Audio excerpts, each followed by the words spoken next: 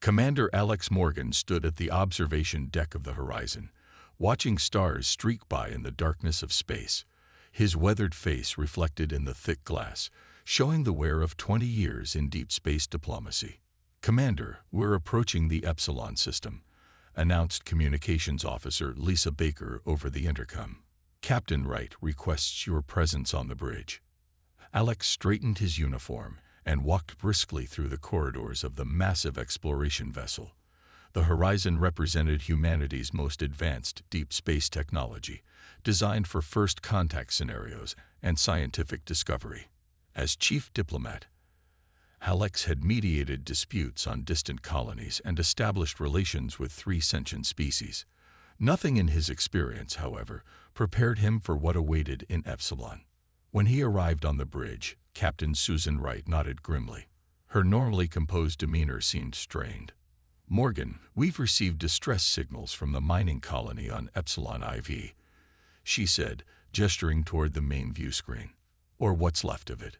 The screen showed aerial footage of devastation, structures torn apart, equipment scattered, and no signs of the 500 colonists who had established the outpost 3 years earlier. "This is the 3rd frontier colony hit in the past month," said Commander Jack Peterson, the military liaison.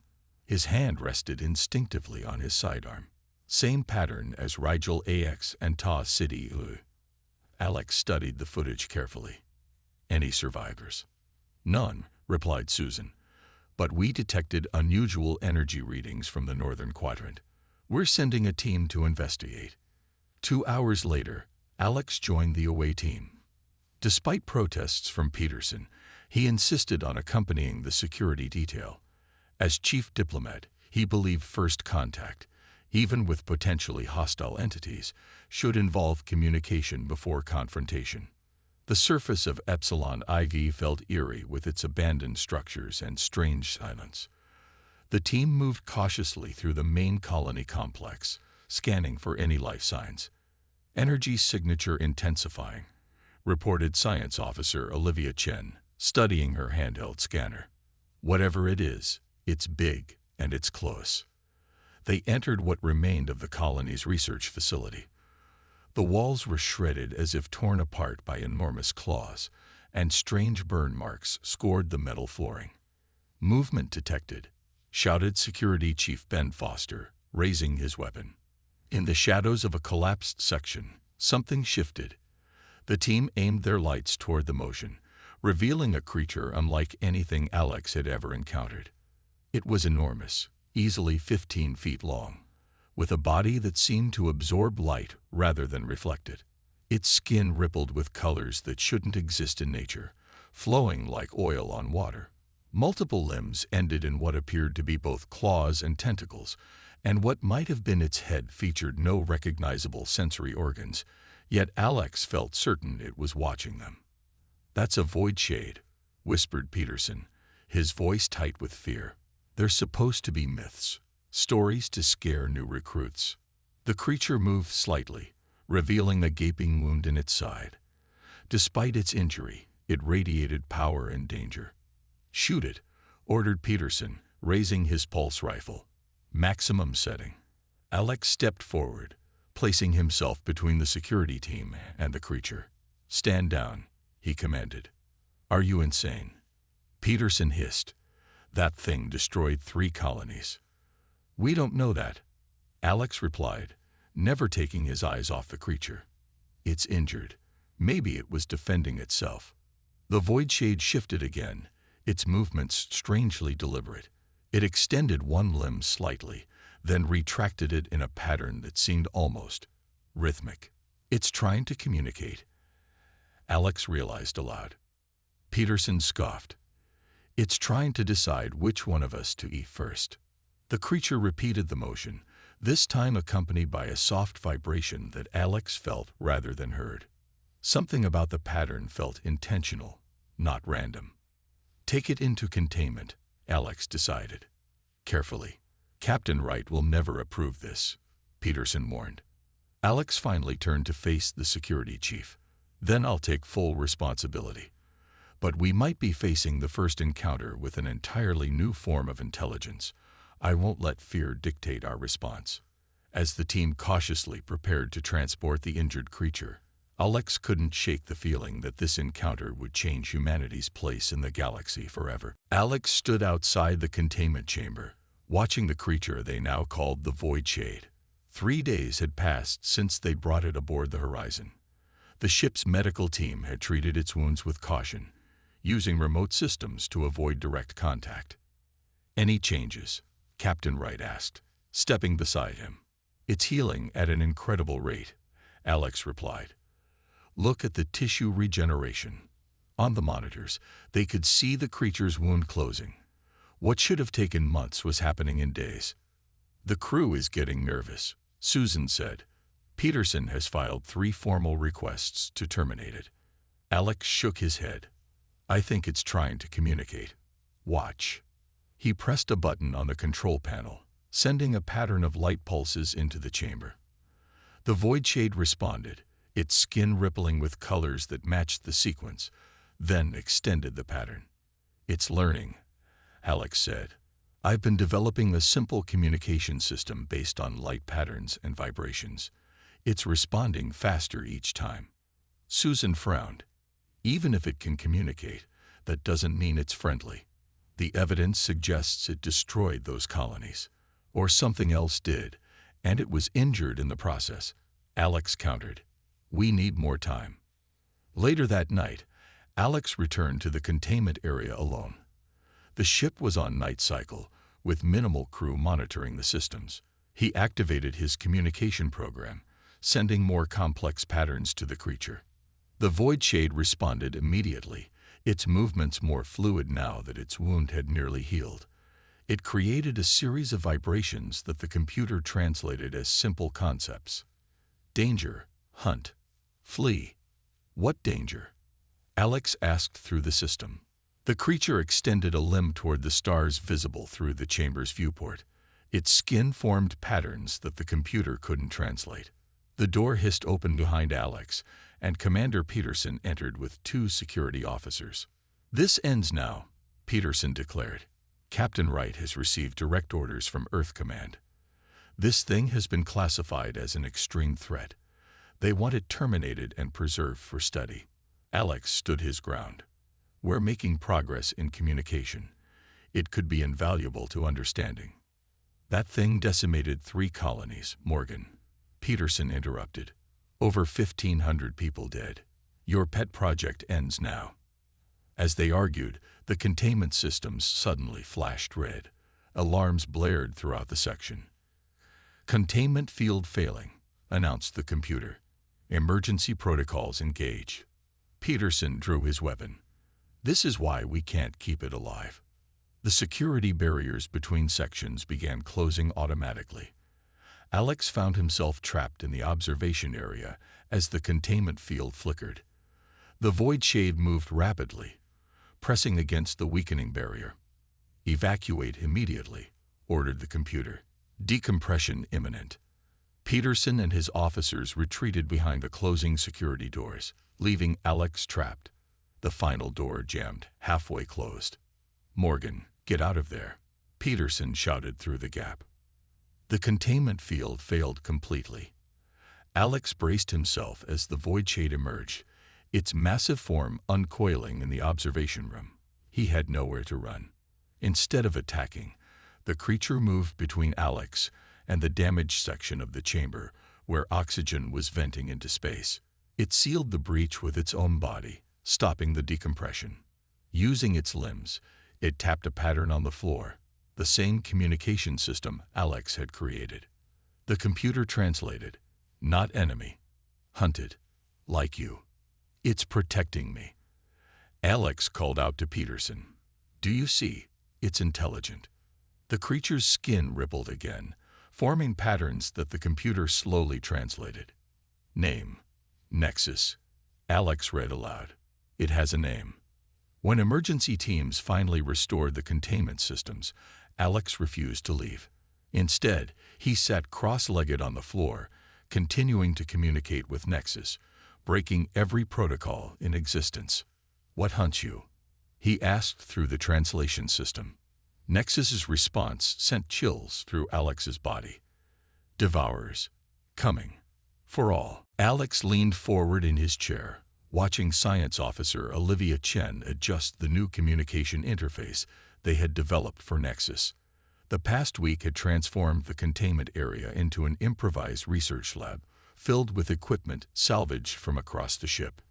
Try the new frequency range, Alex suggested as Olivia calibrated the system. Nexus moved closer to the barrier, its skin shifting through complex patterns that the translator now rendered with increasing accuracy. Void shades travel alone, Nexus explained through the system. Meet others only to share knowledge. Then separate. Like a network, Olivia remarked. Independent but connected. Alex nodded. So you're not a colony species like we initially thought. Not colony. Families spread across stars. Different but same. The translation still sounded broken, but the meaning was becoming clearer each day. Nexus had shared information about its species' complex social structure, solitary but deeply interconnected through periodic gatherings where information was exchanged. Captain Wright entered the lab, her expression tight. Commander Morgan, a word. Alex followed her into the corridor. Earth Command has received our reports, she said quietly. They're sending a military vessel to retrieve the specimen. Their words, not mine. Alex felt his chest tighten. They'll kill Nexus. It's out of my hands. They consider the Void Shade responsible for the colony attacks. But we know that's not true, Alex protested. Nexus has explained everything. Its species is being hunted by the Devourers. The colonies were collateral damage in that conflict. Susan looked troubled. I understand, but my orders are clear. Prepare the specimen for transfer when the U.S. Defender arrives in 6 days. After she left, Alex returned to the lab. Nexus seemed to sense his distress immediately. Bad news comes, the translator rendered. Yes, Alex confirmed. My people are afraid of what they don't understand. They're sending others to take you away. Nexus's skin darkened. Take to study. Cut. Examine. Kill. I won't let that happen, Alex promised. That night, with only Olivia's help, Alex enacted a desperate plan. They transferred Nexus to an unused cargo bay in the ship's lower levels, modifying the security systems to hide its life signs from the main computer. The next morning, Captain Wright confronted Alex in his quarters. The Void Shade is missing, she said flatly. Care to explain?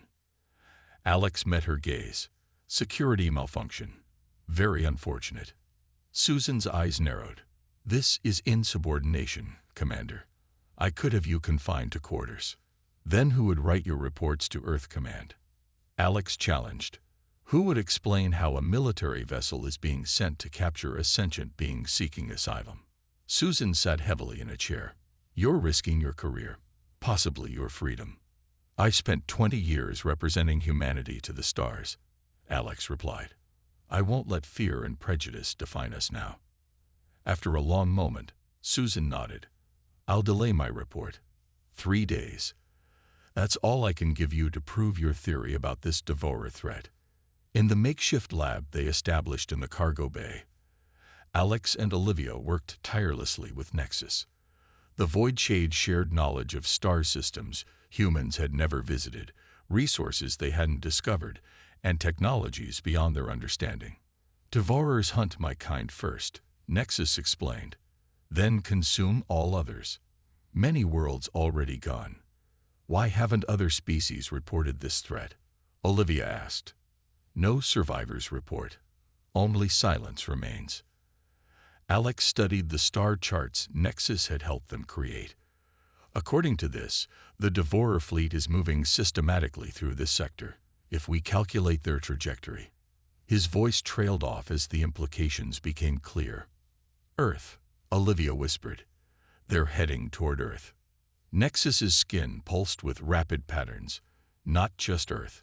All worlds with life. Devourers consume everything. Alex stood, determination setting his jaw. We need to convince Captain Wright. The defenders aren't coming to capture a dangerous creature. They're about to face an existential threat to humanity. And if they don't believe us?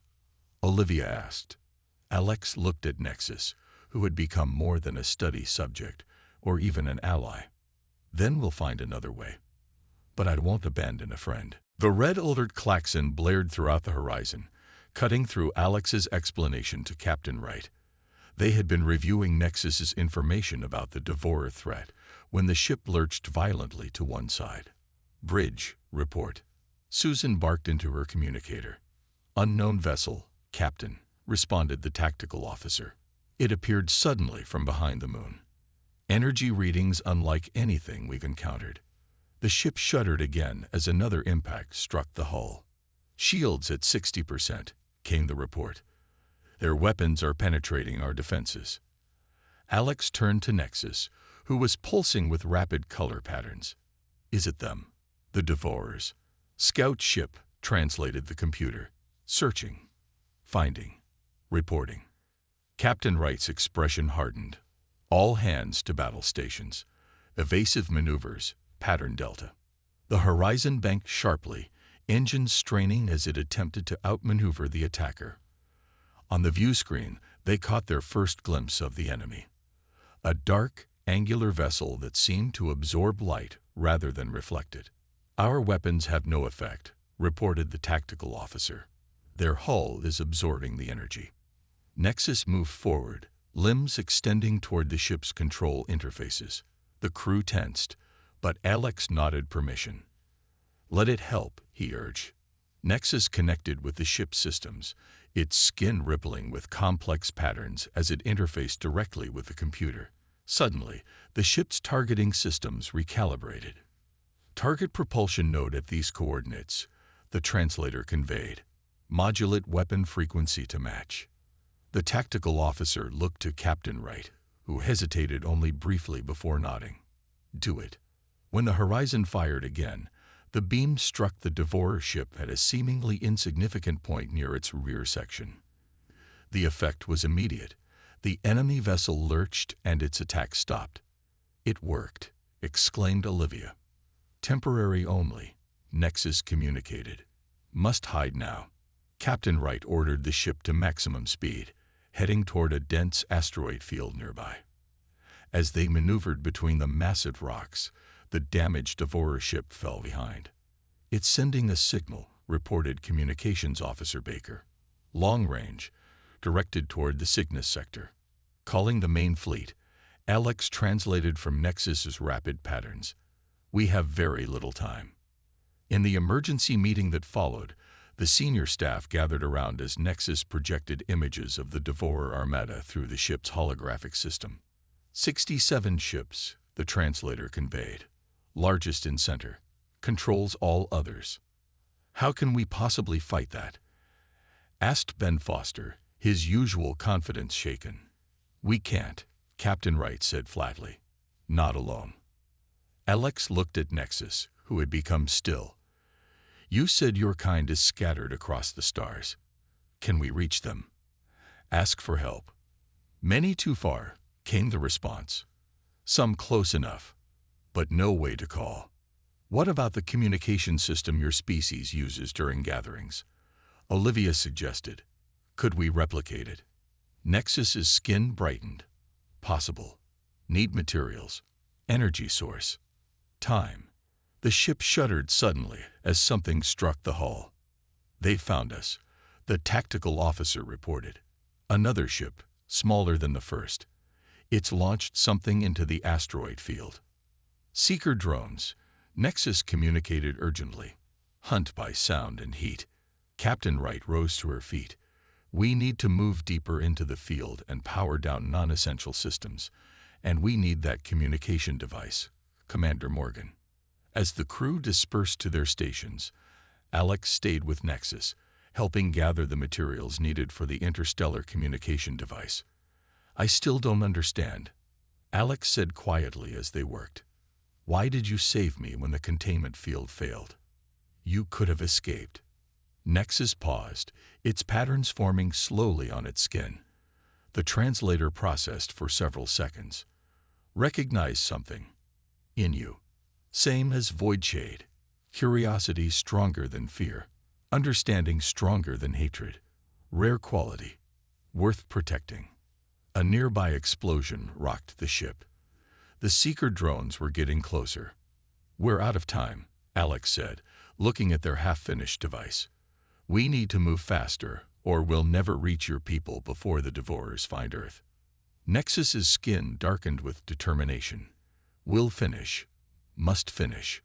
For both our kinds. The grand meeting hall of Earth Command Headquarters buzzed with tension. Military leaders, scientists, and diplomats filled the room, their eyes fixed on the unusual delegation at the center. Alex stood beside Nexus, whose massive form caused many to shift uncomfortably in their seats. "Let me be clear," said Admiral Frank Wilson, his voice echoing through the chamber. "You expect us to form an alliance with a species previously unknown to us, based solely on your word that an even greater threat exists." "Not on my word alone," Alex replied calmly. "The evidence is substantial. The Horizon barely escaped the Devourer scout ships. Without Nexus, we would have been destroyed." The journey to Earth had been harrowing. After completing the communication device, Nexus had managed to contact 3 other void shades in nearby systems. Their arrival had provided just enough protection for the Horizon to break through the Devourer blockade and make a desperate run toward Earth. "And we're supposed to trust these creatures?" asked General Maria Cooper, eyeing Nexus with undisguised suspicion. "The same species linked to 3 colony massacres." Alex stepped forward. "The Void Shades were not responsible for those attacks. They were caught in the same conflict we now face. The Devourers are the true threat, a species that systematically eliminates all other life forms they encounter." Nexus moved slightly, its skin displaying patterns that the translator converted into words projected on the large screen behind them. "My kind has fought Devourers for 7 generations," read the translation.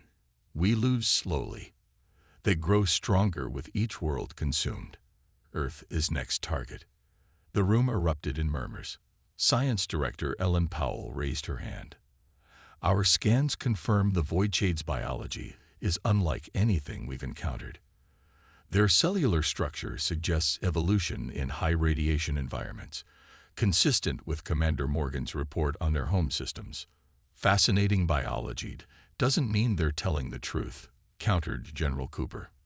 As the debate intensified, the building's security alarms suddenly blared to life.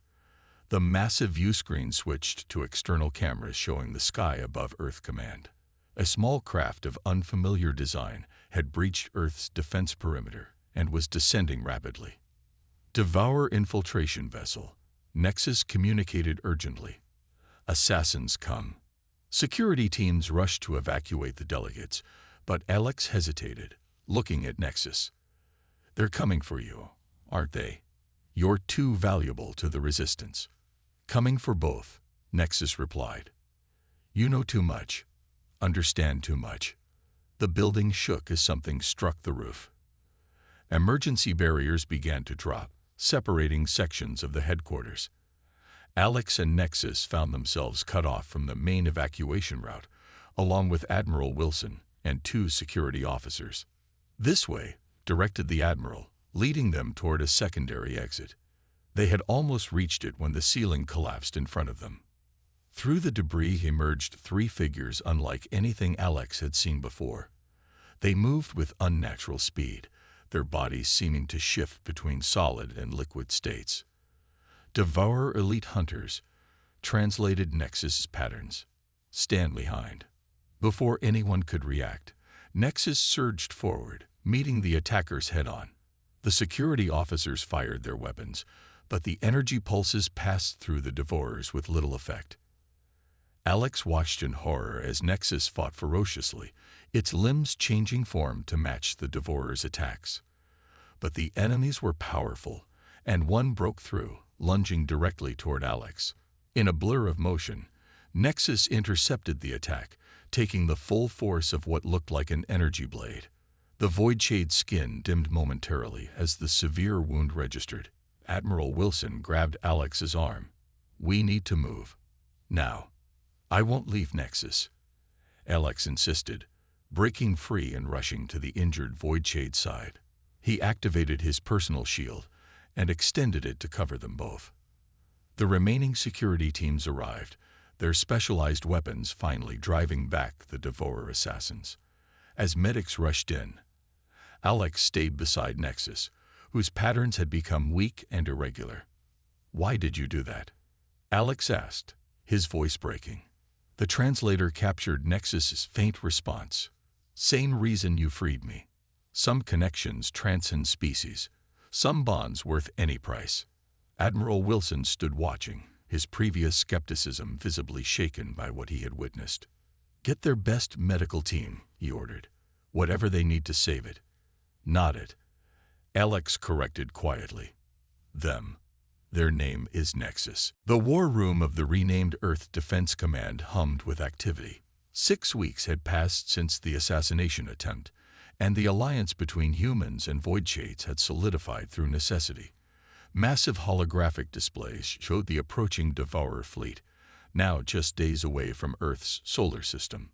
Alex studied the tactical projections alongside Captain Wright, who had been promoted to Admiral after the Horizon's return. Nexus moved among the officers, its fully healed body flowing gracefully as it added information to the battle plans. "Their main command vessel will stay behind the front line," Nexus communicated through the now sophisticated translator. "It coordinates all others, like your central nervous system. If we could target it directly, we might be able to disrupt their entire attack," suggested Admiral Wright. General Cooper shook her head. "Impossible. We'd never get close enough." "Not impossible," Alex said, looking at Nexus. "Difficult, but not impossible." Their plan took shape over the next hours, a desperate strategy born from the unique understanding between human and Void Shade minds. 4 Void Shade vessels would escort a single modified human ship carrying a strike team directly to the Devourer command vessel. "The Void Shade ships can mask our energy signature," Alex explained. "And Nexus knows the Devourer's communication protocols. We can disguise ourselves as a returning scout party." "Who will lead this mission?" asked Admiral Wilson. Before anyone could speak, Alex stepped forward. "I will. With Nexus." The preparations moved at frantic speed. Earth's orbital defenses were strengthened with Void Shade technology. The ground-based weapons had been recalibrated based on Nexus's knowledge of Devourer vulnerabilities, but everyone knew their best hope lay with the strike team. The night before departure, Alex stood alone on the observation deck of the space station, watching Earth glow blue and green below. "Afraid?" came Nexus's translated voice as the Void Shade joined him. "Yes," Alex admitted, "not of dying, of failing." "Understanding fear is strength," Nexus replied. "Devourers feel no fear, no doubt. Makes them predictable." Alex smiled slightly. "Is that why your species has survived against them so long? Because you understand fear. We understand balance, life and death, creation and destruction. Devourers understand only consumption." The launch came at dawn. Their ship, the Defiance accelerated away from Earth alongside 4 Void Shade vessels that resembled dark stars more than conventional spacecraft. The small fleet pushed toward the outer system, where they would make the jump to meet the approaching enemy. When they emerged from hyperspace, the sight took Alex's breath away. The Devourer armada stretched across space like a dark cloud, hundreds of ships moving in perfect formation. "Stay calm," he instructed the crew. "Remember the plan." Nexus interfaced with the ship's communication system, broadcasting the stolen identification codes. The minutes stretched painfully as they waited for a response. "They're scanning us," reported Lieutenant Ryan from Tactical. "Hold position," Alex ordered. "If we run, we're dead." The scanner alert finally silenced. "They've accepted our codes," Ryan announced, relief evident in his voice. Moving slowly toward the center of the fleet, the disguised ships approached their target, the massive command vessel that pulsed with malevolent energy. "Prepare boarding teams," Alex said quietly. "We'll only get one chance at this." The plan worked flawlessly, until it didn't. They had successfully docked with the command ship and inserted their teams when something triggered the Devourer defenses. "We've been compromised," shouted Lieutenant Ryan through the comms. Security protocols activating throughout the ship. Alex and Nexus led their team deeper into the vessel, fighting through waves of Devourer defenders. The alien architecture twisted around them like a living thing, passages opening and closing unpredictably. "The central chamber is ahead," Nexus communicated. "Control Nexus for all ships." They reached a massive door that refused to yield to their weapons. As Devourer reinforcements closed in from behind, their situation grew desperate. "We need more time," Alex said, working frantically to bypass the security. Nexus moved forward, placing its body against the door. "Not time. Connection."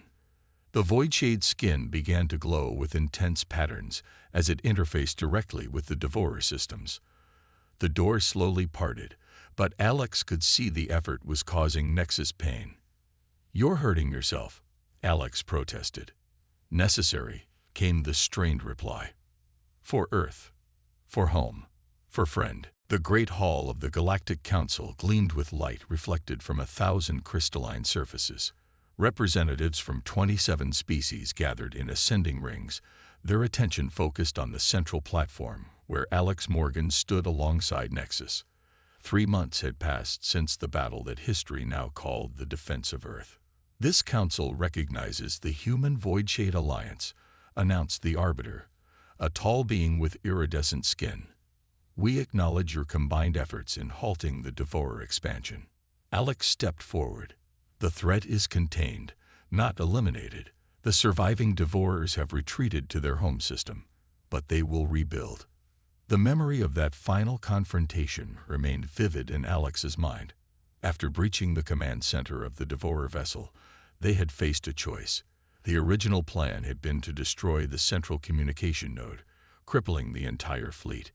Instead, Alex had proposed something revolutionary, reprogramming it to broadcast a retreat command. "We should have destroyed them all," argued the representative from Proxima, a warlike species. "Your mercy may doom us in the future." Nexus's patterns shifted, the translator conveying their words to the assembly. "Destruction breeds destruction. The cycle continues endlessly. We chose a different path." Many council members shifted uncomfortably. The alliance between humans and Voidshades had shocked the galactic community. For centuries, Voidshades had been viewed as solitary predators, too dangerous for diplomatic relations. "What guarantees do we have that this unnatural alliance will not threaten established galactic order?" asked another representative. Alex smiled slightly. "The same guarantee you have with any diplomatic relationship: mutual benefit and respect.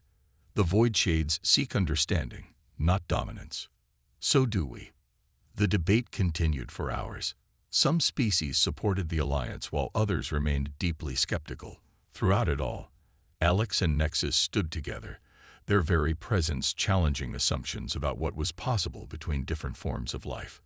When the council finally adjourned, Alex and Nexus walked through the gardens that surrounded the Great Hall. Earth plants grew alongside flora from a dozen worlds, creating a harmony of colors and scents. "They fear what they do not understand," Alex observed. "As all living things do," Nexus replied. "Even Voidshades once feared humans. Stories warned of your unpredictability." Alex laughed. "I suppose we earned that reputation." "Your unpredictability saved both our species," Nexus countered. "No Voidshade would have conceived of showing mercy to Devourers." They stopped beside a reflecting pool where light danced across the surface. In the weeks following the battle, Alex had been appointed Earth's ambassador to non-humanoid species, a position created specifically to bridge the gap between different forms of intelligence. "The cultural exchange program starts next month," Alex said. 5 humans will visit Void Shade territories, and 3 Void Shades will come to Earth. The beginning of true understanding, Nexus replied, their skin forming patterns of approval. A small group of council representatives approached cautiously, their body language showing both curiosity and apprehension. Ambassador Morgan, called one, a reptilian being from the Sigius system. We have questions about your alliance. Many of us find it difficult to comprehend. Alex nodded. Understanding takes time. It took me weeks to learn how to communicate with Nexus, and longer to recognize the depth of intelligence behind their patterns. What we wish to understand, said another representative, is how you moved past fear. Our histories with predator species have always ended in conflict. Nexus extended a limb, forming patterns that the representative's translators converted. Fear exists to protect, not to control. The human Alex Morgan saw beyond my appearance to my intentions. I saw beyond human frailty to their capacity for growth.